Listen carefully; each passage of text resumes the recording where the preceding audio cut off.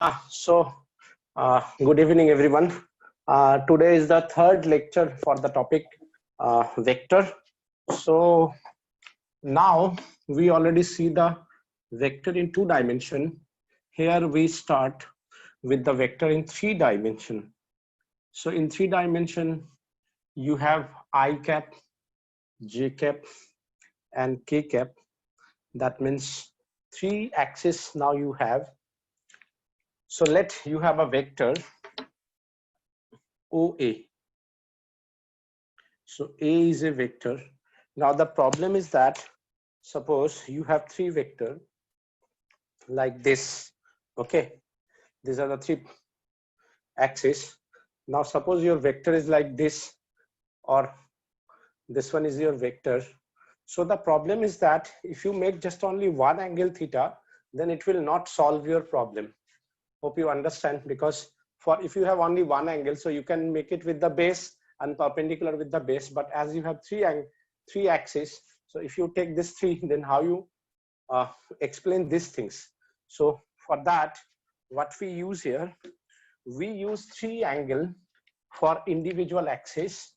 For x-axis we use alpha, for y-axis we use beta, and for z-axis we use gamma. So what happened now? OA is a vector. A is the magnitude, alpha is the angle with x-axis, beta is the angle with y-axis, and gamma is the angle with z-axis. So if we make an angle alpha with x-axis, that means along the base is cos alpha. For y-axis, angle is beta. So along the base is cos beta. मेरा आवाज सुनाई दे रहा है ना? So alpha is the angle with x-axis, beta is the angle with y-axis, and gamma is the angle with z-axis. So we know always along the base is cos theta. So for this one, for x-axis, along the base is cos alpha. For this one, cos beta, and for this one, cos gamma. ये वाला क्योंकि perpendicular है, मतलब ऐसे करके है, तो समझ रहे हो हम लोग जो बात कर रहे हैं ये एक बोर्ड पे नहीं, एक स्पेस पे बात कर रहे हैं, स्पेस के लिए. तो if A is a vector, so along the base is cos, so we can write A cos alpha. Along x-axis, A cos beta.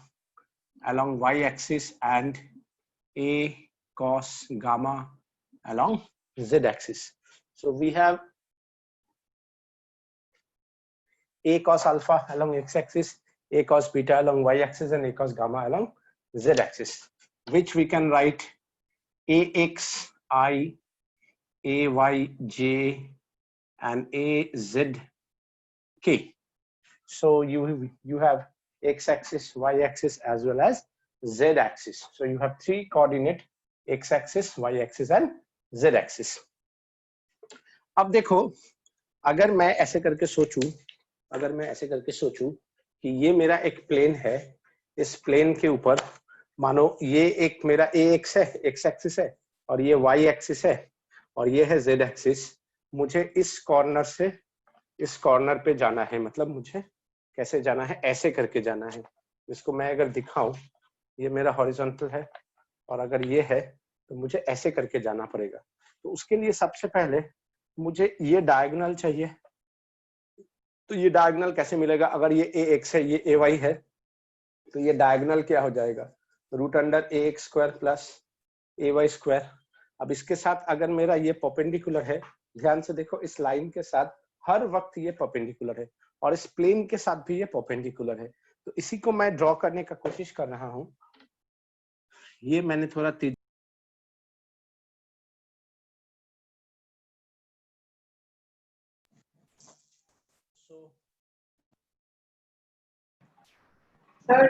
ये मेरा, हाँ, हेलो, इज इट ओके?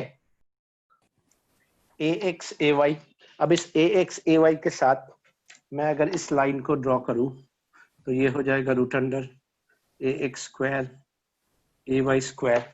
और देखो इसके साथ मेरा क्या था, az जो था वो था परपेंडिकुलर az. तो अगर मैं इसको ज्वाइन करता हूं तो मुझे ये एंगल कितना मिलेगा? 90 डिग्री मिलेगा. तो इसको मैं कैसे निकाल सकता हूं? Let it be O, let it be A, let it be B, let it be C. तो देखो सबसे पहले मैं क्या लिखूंगा कि OB we all know that is OA square plus AB square. Why? Because this one is also 90 degree. So OA कितना है AX square, AB कितना है AY square. अब OC का कितना निकालेंगे? OC का स्क्वायर that is OB का स्क्वायर प्लस BC का स्क्वायर. OB का स्क्वायर मतलब इस रूट का स्क्वायर कर दो प्लस BC मतलब AZ का स्क्वायर करो. तो इसको मैं थोड़ा साफ सुथरा करके लिखना चाहता हूं. यहाँ पे दिखाई दे रहा है OC का स्क्वायर. देखो इसका स्क्वायर किया तो AX square plus AY square plus इसके लिए AZ का स्क्वायर. तो OC मेरा क्या हो जाएगा AX square AY square AZ square. और ये OC क्या है?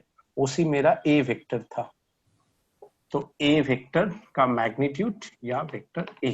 तो इससे मुझे क्या पता चला? वेरी सिंपल बात पता चला कि अगर मेरे पास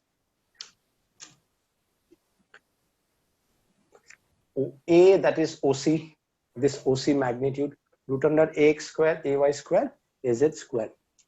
तो देखो इससे मुझे क्या पता चला? अगर मेरे पास ऐसा कोई भी वेक्टर है तो इसका मैग्नीट्यूड कैसे हम निकालेंगे? Root under AX square AY square AZ square. इसका प्रूफ ये है कि कैसे मैंने ये निकाला. ठीक है, जब मेरे पास ये आ गया, अब यहाँ पे हम थोड़ा अगर नजर डालें, ध्यान से देखो. बाप रे बाप, ये A क्या है? Total magnitude. और ये है टोटल मैग्नीट्यूड का X कंपोनेंट, टोटल मैग्नीट्यूड का Y कंपोनेंट, टोटल मैग्नीट्यूड का Z कंपोनेंट. सो मैं लिख सकता हूँ A cos alpha that is AX. तो cos अल्फा को क्या लिख सकता हूँ? AX by A. तो अल्फा को क्या लिख सकता हूँ? cos inverse AX by A लिख सकता हूँ ना. सिमिलरली मैं अगर बीटा को लिखना चाहूं तो मैं डायरेक्ट अब यूज कर सकता हूं. Same process. A cos beta is AY, cos beta is cos inverse AY by A.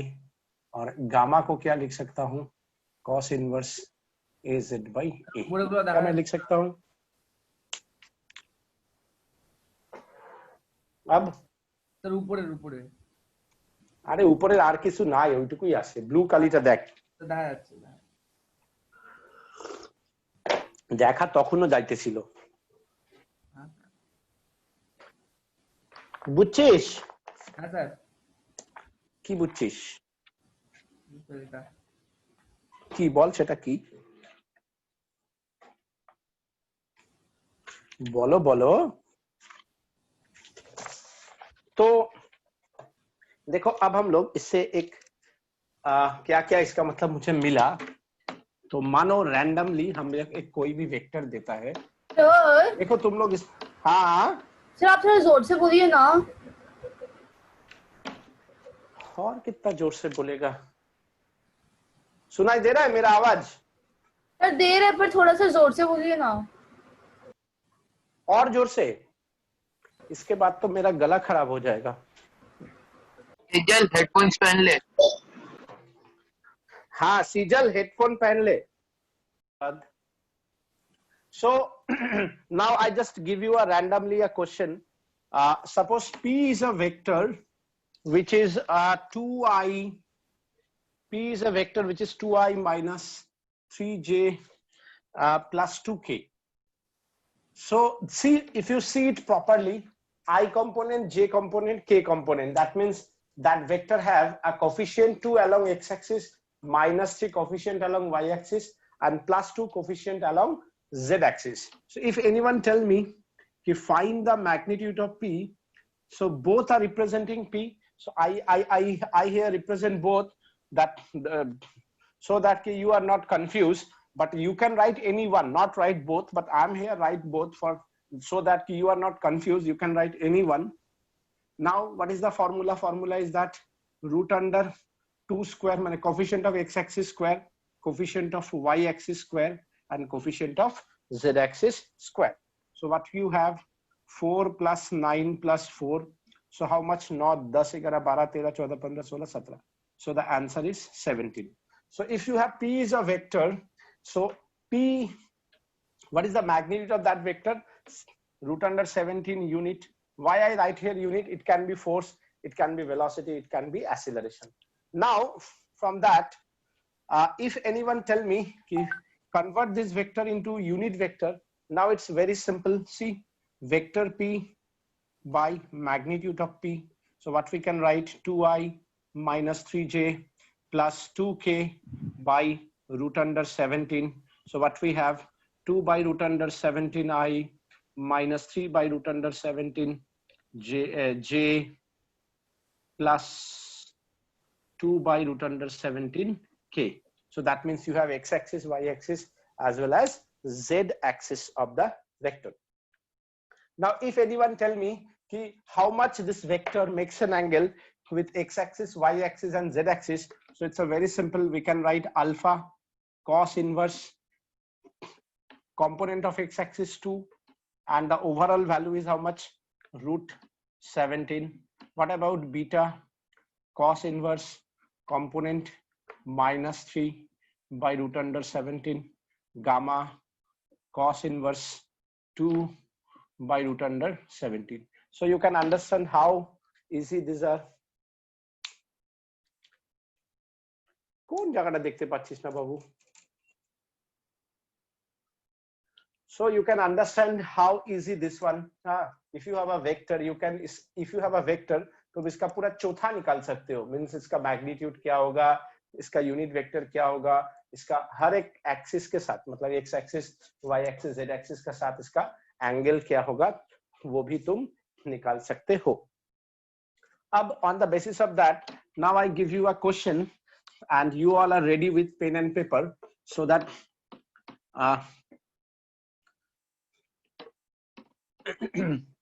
so that you can understand. Suppose A is a vector. A is a vector that is I plus 2j minus k. B is a vector which is 2i minus j plus 2k, and find resultant vector that is 3a minus b. Also find the magnitude of the resultant vector. फटाफट निकालो तो ये दो चीज, फटाफट.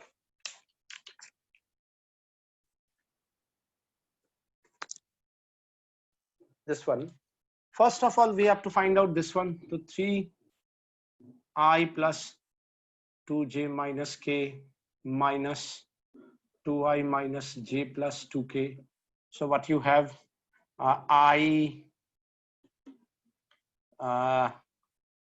you can write the whole 3i minus 6j minus 3k minus 2i plus j minus 2k.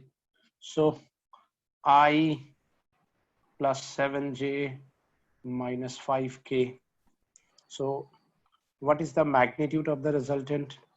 Root under 1 square 7 square plus 5 square, that is 1 plus 49 plus 25, that is root under 75. So after that, the third one, if they ask you, यहाँ तक समझ में आया सबको? हाँ sir. Yes, sir. Yes, sir.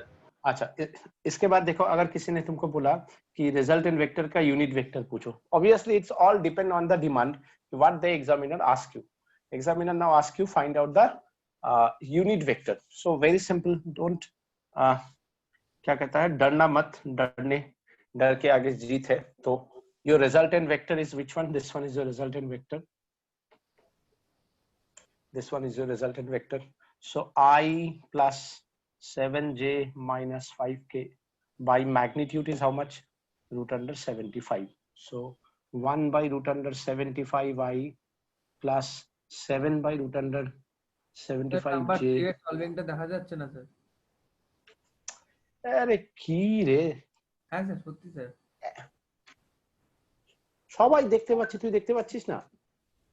হ্যাঁ sir, ঠিক আছে. এবার I plus 7j minus 5k by root under 75, 1 by root under 75i plus 7 by root under 75j minus 5 by root under 75k. So when you get this one, अब तुम्हें कोई पूछ ही सकता है what do you mean by what is the angle of the resultant with x axis. तो क्या करना है, cos इनवर्स रिजल्टेंट का एक्स एक्सिस का कोफिशिएंट कितना है 1, y एक्सिस का कोफिशिएंट कितना है 7, z एक्सिस का कोफिशिएंट कितना है -5। So what you can do 1 by magnitude, magnitude कितना है √75, beta cos inverse 7 by √75 and gamma cos inverse -5 by √75. So hope you understand this key. From this you can find out alpha, you can find out beta, you can find out gamma. So this one is called the resolution of vector in 3 dimension. अब हम लोग, मैं बार बार तब से बोल रहा था उस दिन से कि वेक्टर जरूरी है, वेक्टर जरूरी है, नहीं तो बहुत सारा क्वेश्चंस होगा नहीं। आज मैं तुम लोगों को दिखाऊंगा एक क्वेश्चन अभी सॉल्व करके, एनसीईआरटी का क्वेश्चन कि if you know the vector then how easily you can solve this type of question.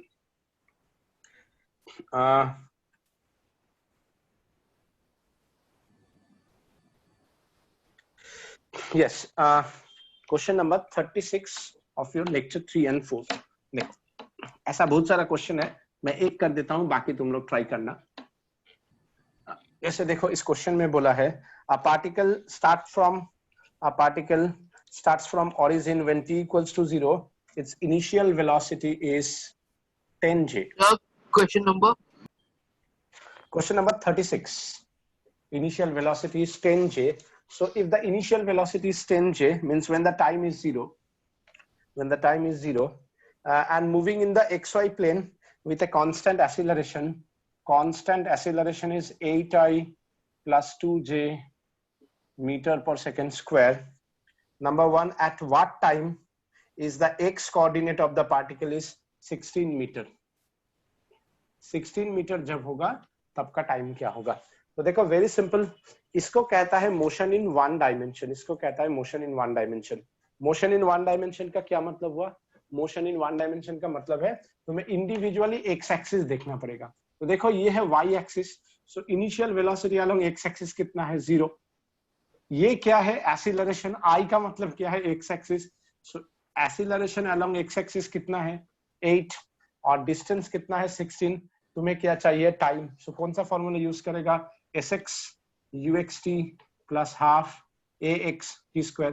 तुम चाहो तो इसको x भी लिख सकते हो, तो 16 u0 प्लस हाफ कितना है 8 इंटू टी स्क्वायर, तो ये हो गया 4, टी स्क्वायर हो गया 16/4, दैट इज 4, टी हो गया 2 सेकेंड। अब देखो when the time is 2 second, इसमें क्या बोला है what is the y coordinate of the particle at that time. तो अब मुझे चाहिए y चाहिए जब मेरा टाइम कितना है 2 सेकेंड, क्यों मैंने निकाल चुका है।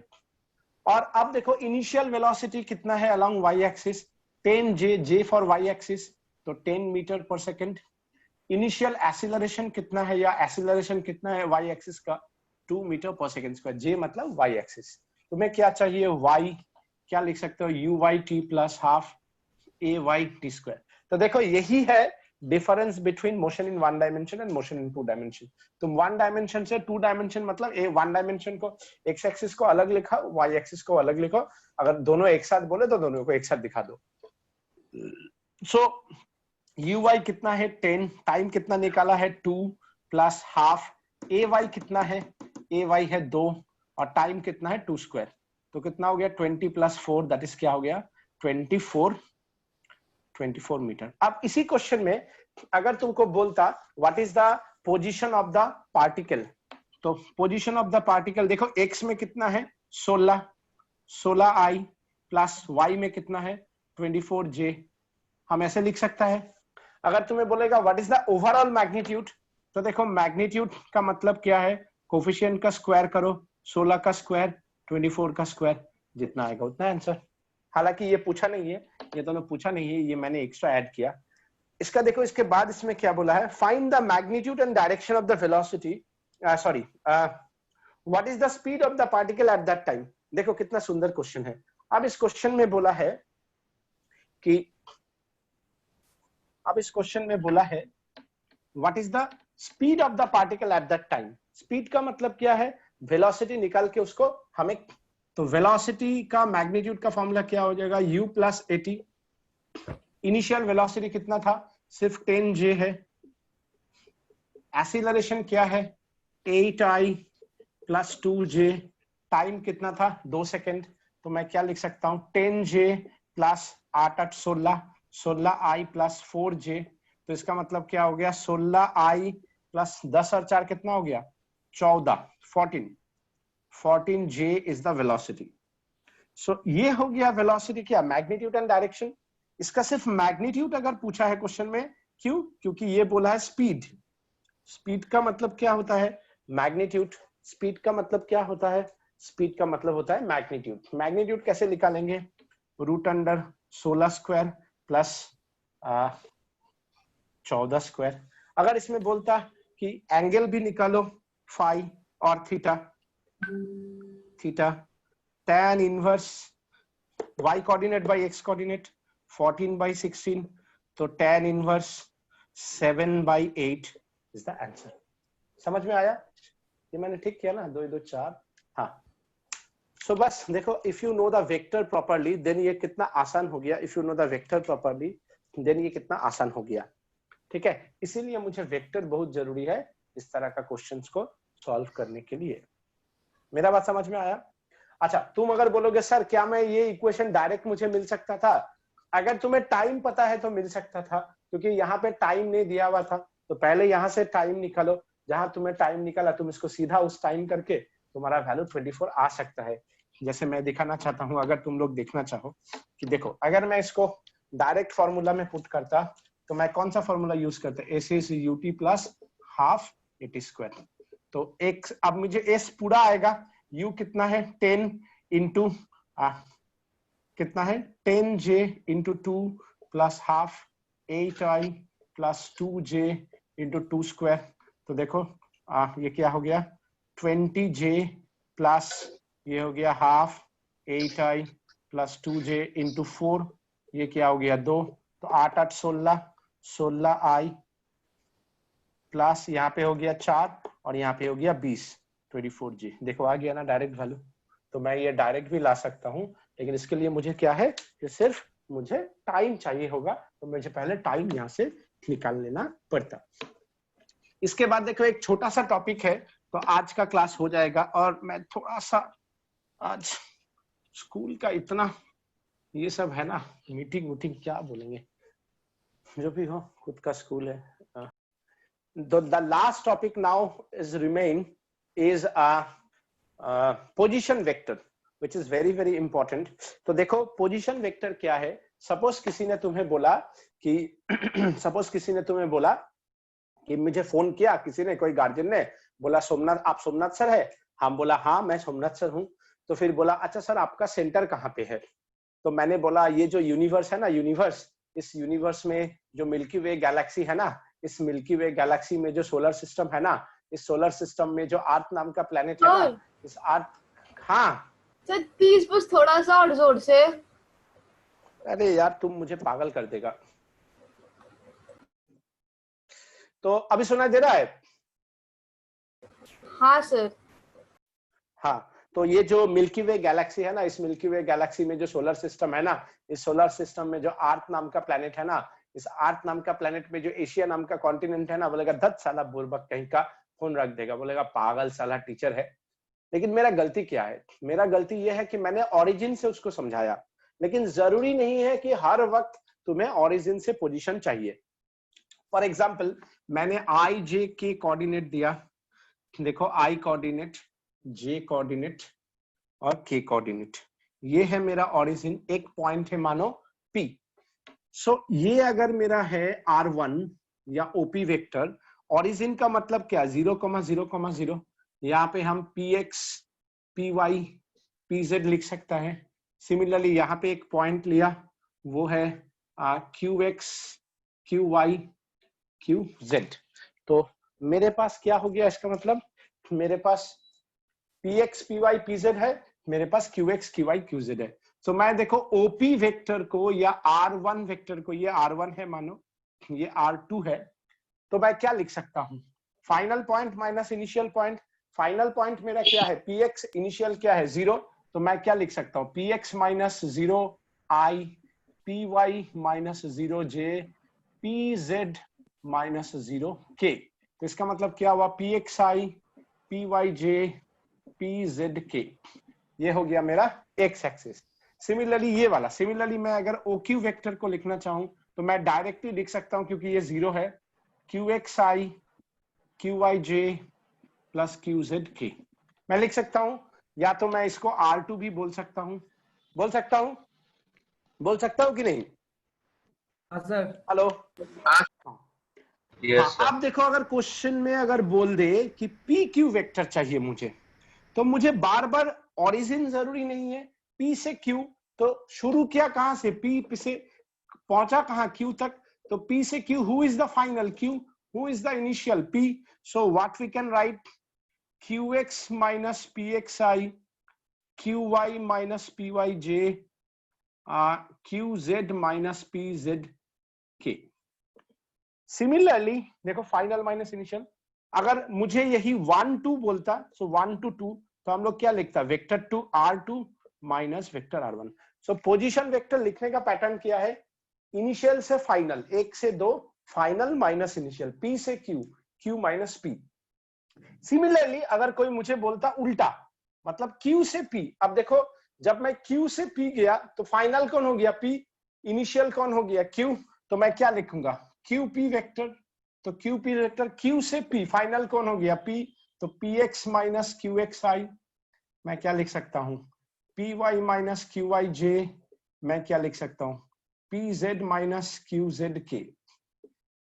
अब इसी को मैं अगर R ऑफ 2 से 1 आया, सो R ऑफ 2 1 मैं लिख सकता हूं, ऐसे करके भी लिख सकता हूं, 2 से 1, देखो 2 1, तो क्या करेंगे, final minus initial. Are you getting my point? Is it okay? Yes sir. Yes, sir. अच्छा, Yes, sir. if it is okay, so then I want to give you one numerical, then you understand.